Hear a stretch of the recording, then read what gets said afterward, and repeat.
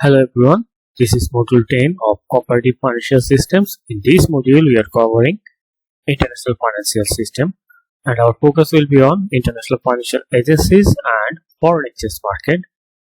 In this lecture, we will cover agencies that facilitate international flows. Let's look at the agendas of this module first. First of all, we will cover agencies that facilitate international flows. There are many international agencies that facilitate international flows like World Bank, International Monetary Fund, and so on. Then we'll look at foreign exchange market.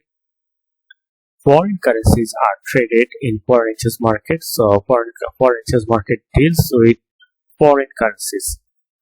Let's start with the agencies that facilitate international flows. First of all, we'll cover International Monetary Fund or IMF.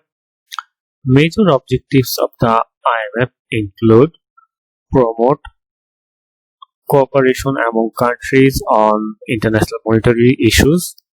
Then they also promote stability in exchange rates, and International Monetary Fund often provides temporary funds to member countries to correct their imbalance in international payments. Then it also promotes free mobility of capital across countries around the world. Then International Monetary Fund also promotes free trade. So one of its objectives is to encourage free trade among countries. So it could be said that International Monetary Fund promotes internationalization of business or simply globalization of the business. Now we look at World Bank. It is the international bank for reconstruction and development. Main objective of World Bank is economic development around the world. With the help of structural adjustment loan, World Bank tries to enhance a country's long-term economic growth. Funds from World Banks are also distributed through co-financing agreements like through official aid agencies, export credit agencies, and commercial banks. Now we look at World Trade Organization.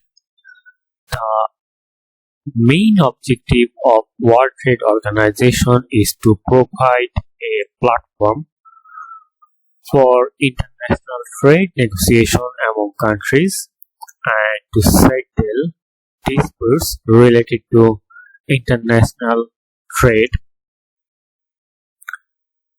It has member countries who are given voting rights, and member countries can use their voting right to make judgment about trade disputes and other issues as well. Let's look at International Financial Corporation. Its main objective is to promote private enterprise within countries. So privatization is one of the main objectives of International Finance Corporation. It provides loans to corporation. It also purchases stocks to provide required financing for the corporation. It additionally can obtain financing from the World Bank, but in the meantime, it can also borrow from international financial markets. Now let's look at International Development Association. Its main objective is to extend loans at low interest rate to the poor countries. So the countries which are not eligible to take loan from the World Bank, International Trade Development Association tries to provide loan to those countries. Now let's look at Bank for International Settlements.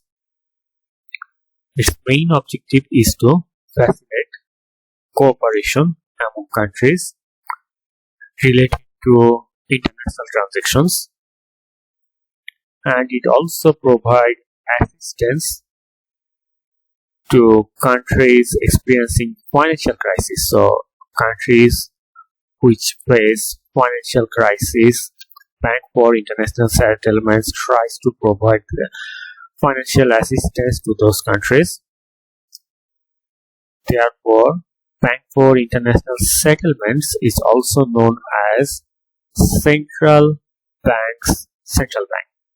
So if a central bank of a country fails to manage country's financial crisis, the central bank can seek help from the Bank for International Settlement. This is why it is also known as central bank, or simply it is the lender of last resort for most central bank or for the government of the country. Now let's look at Organization for Economic Cooperation and Development. Its main objective is to facilitate governance in governments.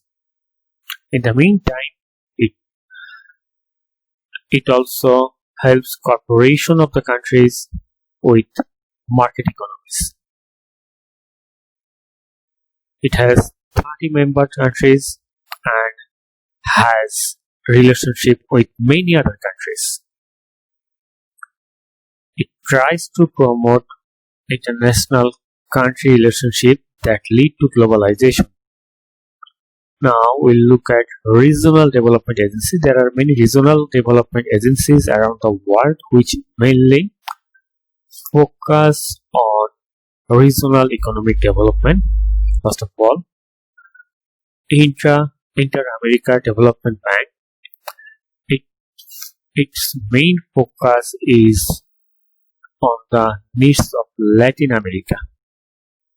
Then Asian Development Bank. So Asian Development Bank focuses on social and economic development of Asia. Like Asian Development Bank, African Development Bank focuses on the economic development of African countries.